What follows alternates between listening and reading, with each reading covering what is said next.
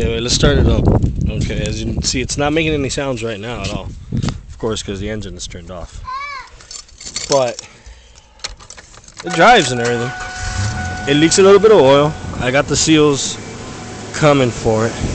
But this is what I'm talking about. This sound right here. Check it, check it. Tell me if you can hear it.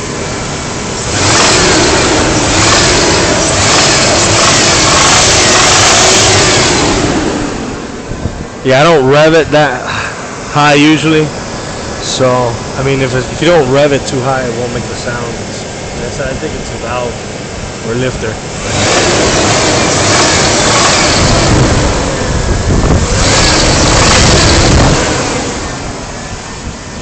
And that's it. Let me know what you think.